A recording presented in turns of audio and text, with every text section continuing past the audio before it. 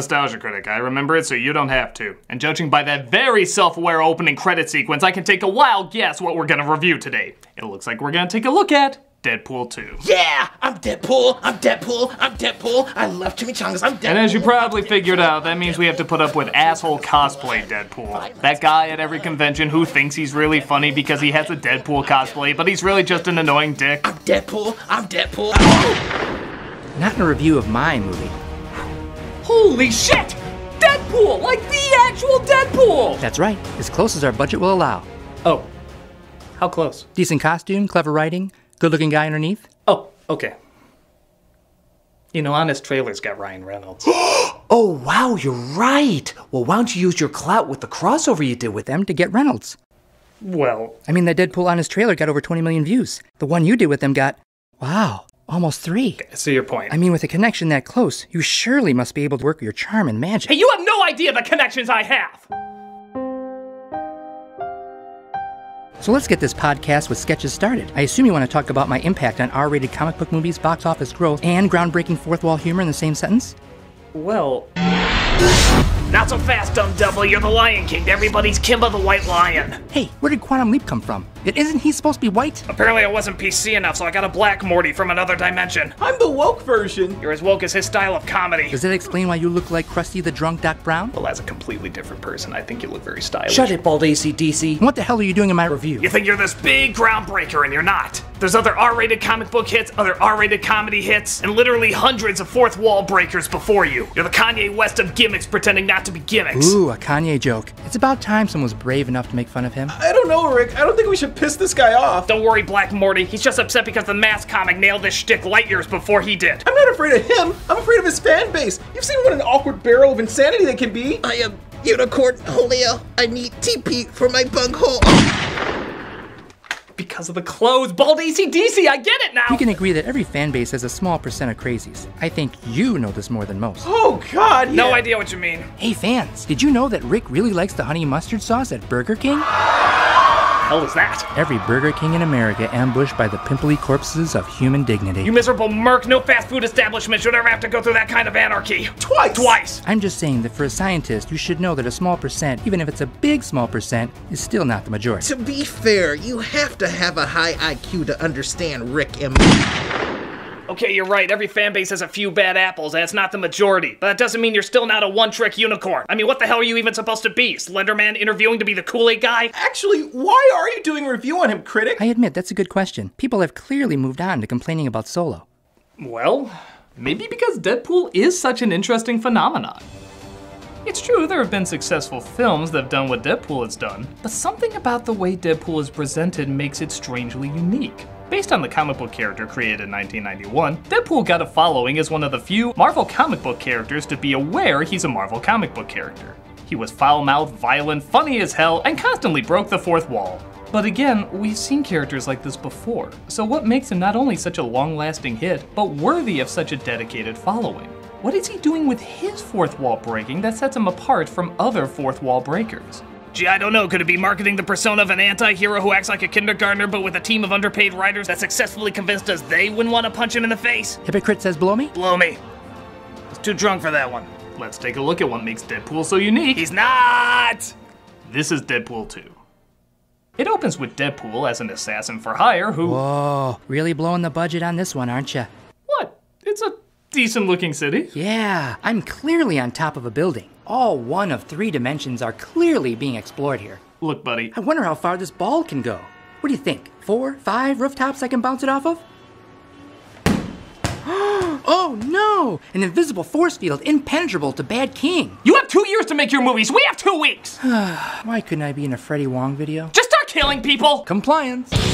He takes out bad guys all over the world, mostly for trailer fodder, but hey, you gotta sell this picture. And comes home to his girlfriend Vanessa, from the last movie. Okay, this can't be what we're going with. You will take your shitty makeup like a man. You sound like a toddlers and tiara parent. Act!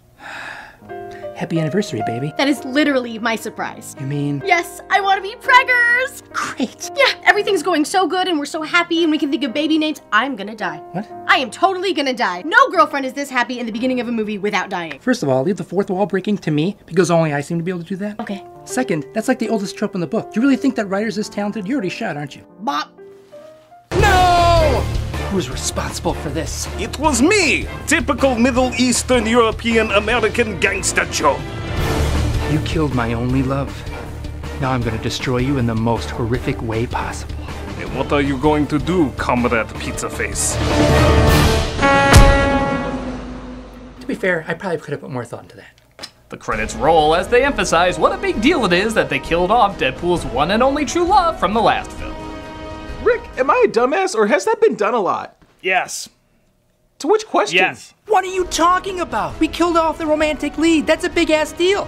Maybe 30 years ago, but especially for a comic book character, that's not particularly uncommon. You should replace those handjob credits you're giving yourself with all the other movie sequels that did the exact same thing. You know what? We didn't want a Home Alone 2 this, so we wanted a different kind of story. I don't know. The idea of Deadpool being a dad kind of sounds interesting. Your inability to comprehend this key demographic astounds me, Morty. Deadpool 2! The days of acting like a basement dweller whose contrived environment rewarded him with ninja moves and getting laid are gone! Now the hot chick is pregnant, he's raising a baby, and he has to learn the responsibilities of being an adult. Pre-orders through the roof, baby! You know, you seem to think these movies are only made for angry, awkward, overweight 14-year-old boys, and I give it more credit than that. Yeah, give art a chance, Rick. Critic, tell us what happens next. So Deadpool befriends an angry, awkward, overweight 14-year-old boy and... Really? You had to phrase it that way? Oh, just get on with it! I mean, how specific was that? Come on! The boy's name is Russell, and he's a mutant at a hospital where they mistreat kids. They did terrible things to me in there, things that literally scarred me for life. Note, we are aware this accent is terrible. Tamara's only exposure to New Zealand was an interview she saw with Peter Jackson about the Hobbit movies. We are sincerely sorry to all of New Zealand for this outrage, both the accent and the Hobbit movies. I know what you're saying, kid. They took something away from you. They hurt you, and you want to hurt them back. I get it. Because you were amazing in The Hunt for the Wilder People, and both you and Sam Neill deserve an Oscar! Actually, that does bring up a good point. I know, I was awesome in that, right? No, I mean the tone these movies create.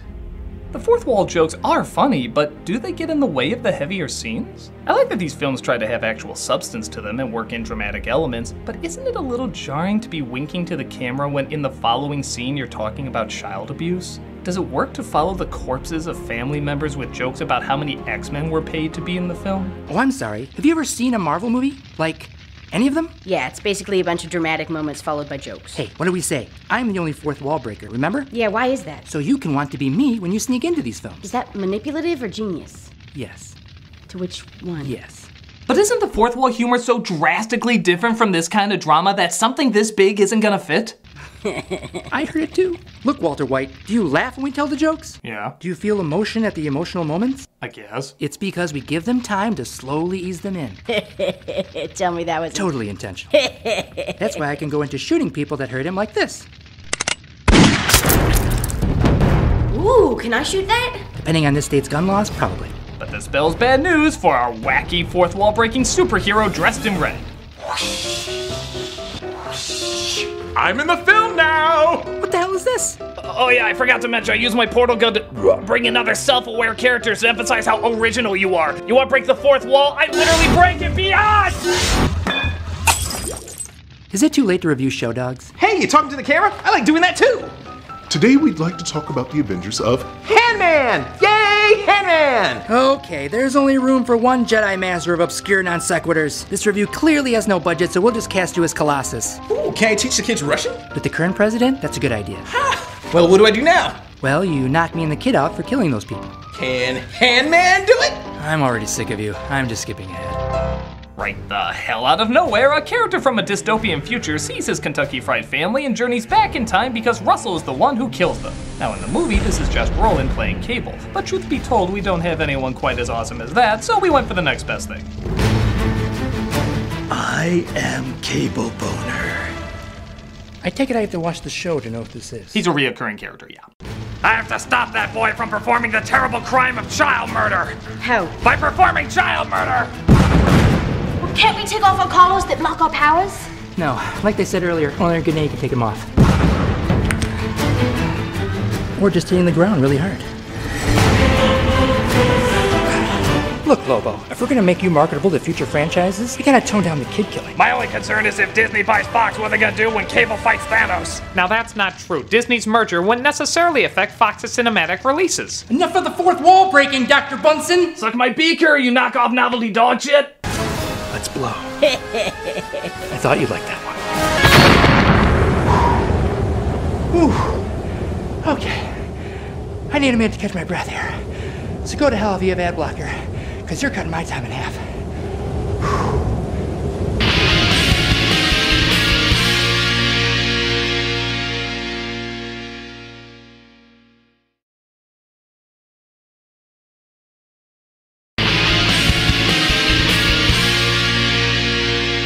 So Deadpool decides to recruit a team with his best friend, played by TJ Miller, Yeah, I would have made that joke too. as he goes through a lineup of wacky characters. My name is Woody Allen. Hey, audience, don't you wish real life was like this? Hey, what did I say? Only I talk to the viewer. Oh, hey everybody! Was I the street merchant in the opening or not? Is nobody hearing me? This is the most embarrassing day of my life, folks. Who invited Dr. Katz? Kermit the Frog here. No, I am not being upstaged by a sock. Oh, come on, that's Kermit the Frog, man. He's a goddamn sock. Watch. Oh, God. Sweet Jesus. I don't know, Rick. Haven't you gone far enough with the fourth wall breakers? Not until he sees what a gimmicky hack he is. You're the hack, you little pop culture spewing pimp. Hey, at least I mocked the convention of lame catchphrases. Wubba lubba love boat, whatever. Hey, how many Pickle Rick shirts did you sell today? That was petty and beneath you. Excuse me. Oh, great. And what show are you from? Atlanta, but what does that matter? Do they look at the camera in Atlanta? They're not supposed to. Great! Tell me about yourself. I'm Domino, and my superpower is I'm always lucky. Yeah, I saw that episode of DuckTales 2. It's not a power. It sure as hell is. Prove it. I was in Geostorm, and yet I have a role in Deadpool 2. You're hired. He calls his team X-Force, but it looks like he should have called them the Expendables because they all die before even starting their first mission. It looks like it's just you and me, Kermit. Domino also survived using her luck, and they head off to save Russell in an exciting car chase. Wait a minute, a car chase? Yeah. With this review's budget, you're gonna do a car chase? Well, attempt to. Screw it. If we're gonna do a car chase with no money, we're gonna do it my way. Well, what the hell's your way? Oh no, look out! Keep going! No, no, no, stop! Move it! No, no, no! Oh my god! Oh no, no, look out for the unicorn! Oh no, now we're unicorns! I'm sexually confused! You know what? Just thwart me. We all know it's coming. Okay. Thwart. Ah! Get me off this Dorito set. Sad thing is, our original car chase was even lamer. They go to save Russell, but he's turned more angry than ever, especially having teamed up with one of his cellmates. Yeah, I'm a juggernaut, bitch. You cannot harm me. There's no one I can't kill, Deadpool. What? Seriously, we're gonna go with that one. He didn't reference it in the movie, and... Come on! First of all, it's 10 goddamn years old. Well, classic never dies, no matter how dumb it is. Second, I'm really trying to distance myself from X-Men 3. X-Men 3 or X-Men Origins? Yes. To which one? Yes. Well, this is my review, and that's the version I want, so hop to it! Ugh. Russell! I'm sorry more people don't know about the Wilder people, but if you could just not kill Cable's family in the future, he won't have to kill you! Actually, that sounds reasonable. Right? We should have done that before! Hell no, I'm gonna be the little sister to his big daddy. That sounded bad, right? Very bad. And I'm gonna kill the scientists that torture me, starting my reign of terror. Juggernaut, meme him to death! Oh, I've suffered enough from that, thank you very much. So Cable decides to join the team to see if they can talk Russell out of his evil ways. In Soviet Russia, fourth wall breaks you. Knock it off, Don Cheadle's Captain Planet. What the hell are you doing here? You only have 2 lines. The girlfriend's dead and my New Zealand accent sucks. I'm taking what I can get. Fair enough. Let's make up for the shitty Dark Phoenix movie we know we're gonna get. X-Force kills the shit out of the scientists that torture the young mutants right before teaching a young mutant that it's wrong to kill the scientists. Russell, I know you think revenge will make you feel better, especially because I've gotten revenge on like 1 million people and by God it felt great. What is the moral of this movie again? No idea. But killing him won't fix anything. It'll just turn you into a supervillain. A supervillain with the name Russell. And that's just uncomfortably weird. Let's talk more shooting. No! I have a collar on, so I'll die for him. Oh yeah, that's gonna happen. Yeah. Kill the franchise. Yeah, sure. My God, you sacrificed yourself for me. That's right. And now I'm finally going to die, ending my misery. I totally am. I even said in the beginning I was gonna die. We're following through. Yeah, if only comic book movies had loopholes. Yeah, this is really the end. Hey, you want your family back or what? Oh, boo-hoo, wah-wah. Sad. I'll miss you too. No! From this day forward, I will never harm another human being and hope that fate will do my dirty work for me. So Deadpool is reunited with his love, which is Kinda strange, the X-Men movies are confirming there's an afterlife? Well, at least there's not a hell. Yeah, if there was, it would just be the Hitman's bodyguard on a continuous loop. But he's saved by Cable's final attempt at time travel. Yeah, I saved you! Even though you obviously wanted to die, keeping the collar on. So I guess you stopped the suicide? Which I guess he could just do again. But he seems happy now. Yeah, raising your kid that you're not really raising. Stop trying to make sense of this. I gave up mid-sentence. And let's go start X-Force. You in, Cable? Well, I did dedicate my life to saving my family. But they seem to be okay now. That's true, and I suppose nothing bad can happen to him in an apocalyptic future. Sure, why not? So it turns out this was family fiction. But Deadpool ends the film by stealing Cable's time-traveling device and saving Vanessa in the past. You saved me, stopping everything from happening, including X-Force. Did I, though? Did I? I don't know. Did you? Well, we'll see what hits. We are doing an X-Force movie, so we'll see who's popular and who's worth keeping. Ah, seeing who's the Natalie Portman of the Thor films. We're keeping our options open. Not a bad idea. So that was Deadpool 2, and it was... With the helping of... Christ, Rick. You know I've had it up to here, Dr. Fine. Doesn't matter how big you are, you're still Family Guy in a Spider-Man costume. Well, you're still Futurama with It's Always Sunny writers. You're both right! But that doesn't make it any less good or unique. Deadpool is doing what many have done before, but it's doing it in a new and extreme way. There aren't that many mediums that blend intense dramatic moments with goofy, self-aware humor.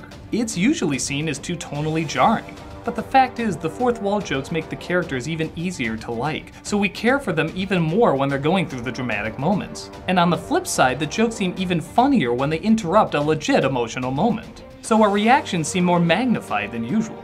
It's like a Disney character dying. It's a cartoon and it's goofy, but it still appeals to our inner child, making us connect to them in a unique way. So when something bad does happen to them, we feel it even more.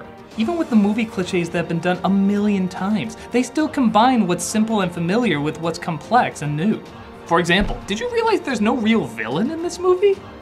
Yeah, none of the main characters are bad guys. They're just people with disagreements. How often do you see a superhero movie like that? Do you also realize how much money went into what's essentially troll humor half the time? Those kind of jokes do not get a budget this big. These are familiar elements being combined to give us something unique. And yes, every fan base has a small percent that's too obsessive. Yeah, by the way, I miss the old colored wall. And how dare you fight the angry video game nerd in that totally real feud? Well played. But that doesn't mean the majority of viewers aren't smart, open, funny people looking for both a good time with a bit of depth. The Deadpool movies are worthy of their attention, and the mixing of two totally different genres, both done well, makes them a very different and enjoyable new experience. We've seen these elements before, but not together in this way. And as long as they keep finding new things to add to them, my guess is these movies will be celebrated for quite a while. Oh, it's that same old middle-of-the-road bullshit you always pull, huh? Yeah, nut up and pick a side. Yeah, that's the one thing we can agree on. This guy is a pussy! Yeah, Mr. Participation Award over here. You know, you guys are funny in media, but you're assholes in real life! Yeah, don't act like it doesn't get you hard. He has the spine of a red Twizzler, and he still has more backbone than you. Come on, let's go make some jokes to piss off some SJWs. The Wall Street Journal? Never mind him, he's dyslexic. Does that mean I need insulin? You were a mistake, Morty. I'm the Nostalgia Critic, and just because a funny jerk on TV can get away with it doesn't mean you can get away with it. Yeah, teamwork biatch! Yeah, dicks rule! Jesus Christ. Not anymore, we blinked him out of existence last week. Oh, jeez.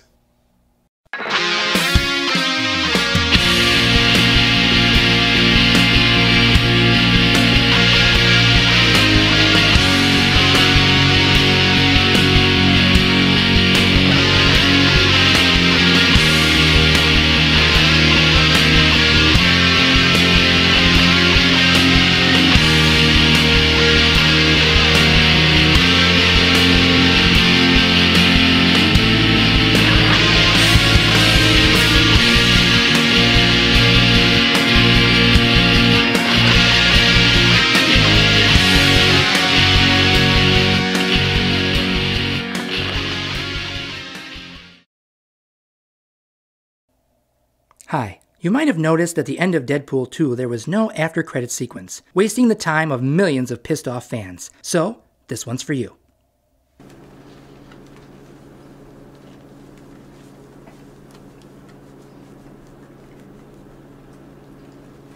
This isn't that good. Yeah, shawarma kind of sucks. Yeah. Is it too late to review Show Dogs?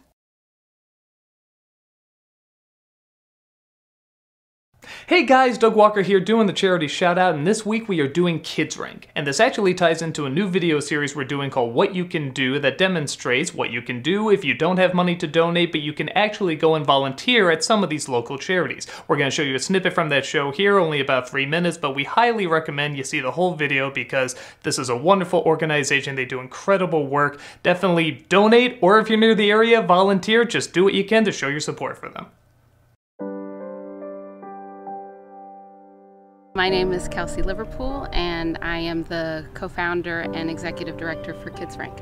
Our program designed specifically for military children. Our pillars are connect, lead, and serve. We want the kids to connect with each other, to work on leadership, which a lot of them innately have, and then to be of service to their communities. And what is it that you're going to be doing today?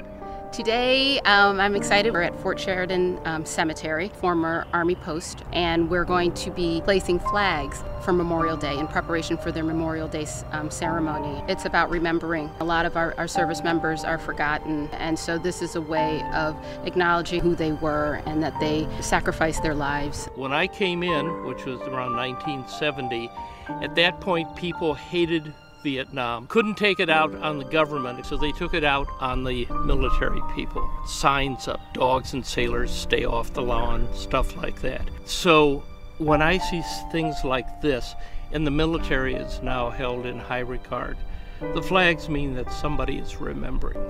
I'm Kristen Skinner. I'm a lieutenant commander in the Navy. I'm a nurse. We've been a part of it since 2015 and have loved it. And we've loved having the community love us and embrace us. And then we'd love to give back. So we've done some stuff at the VAs with the Ronald McDonald House, bringing flowers to the vets at level. So we've explained to the kids that no, Memorial Day isn't for us that wear the uniform. It's for us that have given the ultimate sacrifice so we can all barbecue and have our freedoms in America. We like to add authentic military kind of tones and culture to the work that we do, and service is such a big part of it. So their parents serve the country. We want the kids to serve their communities and understand that it's not that something that everybody does, but it's a really positive way to get them out of themselves, and sometimes when you move you become isolated. We are strength-based. I don't want them to feel sorry for themselves or feel like it's something that's a burden. We want them to feel that they're empowered by it. This year alone we volunteered for 15 different organizations, or have done 15 different service projects. One of our Pride members had a cousin with cancer, and she wanted to do a drive to collect toys for children with cancer. So we did that as a group. A homeless shelter where we go and help prep for a service night, to feed meals. Somebody came to me and was looking for a way to give back to military children, and they wanted to do school supplies, which is really great, but I felt like we needed to do something that was addressed a need for our kids. So we partnered with the Highland Park High School Rotary Club, and we put together welcome and farewell kits for military children. We had a young man that moved to Japan, and I asked him, are you excited to go to Japan? Your friend's gonna miss you, and he said, nobody's gonna even know I'm gone. Oh, wow. And that's devastating, and we don't want that for our kids. We don't want them to feel like they're invisible and that nobody cared that they were here. So these welcome and farewell kits bring intention around, recognizing them. Adapting, bravery, courage, determination, these are all things that come about from being part of a military family. Thank you so much. Definitely go check out the site. It's a wonderful site. If you can, donate or volunteer. They do so much good. Definitely. Thank you so much. Thank you so much, Doug. I appreciate it.